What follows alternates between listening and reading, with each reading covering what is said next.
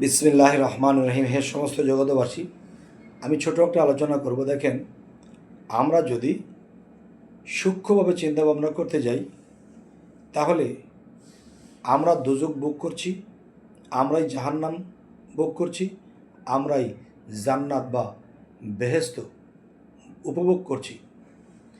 সেটি কেমন? যে আমরা যখন বুঝি যে মা হলো মায়াময়ী, মা যে মায়াময়ী, এই মায়া কয় জায়গায় কাজ করে জানেন?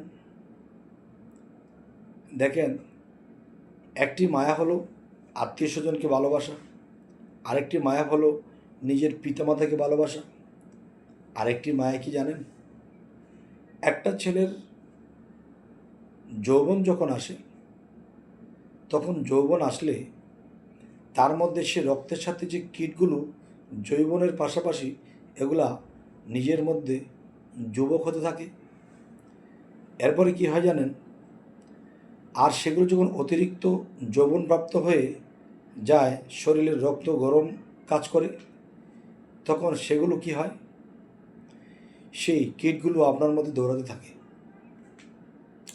তো এদের দৌড়াদৌড়িতে কিন্তু আপনার এমনই একটা অবস্থা হয়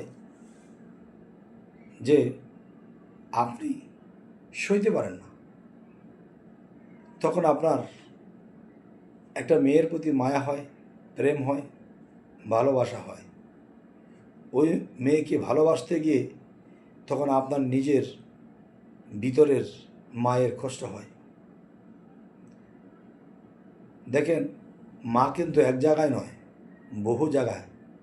বুঝতে হবে, ভালো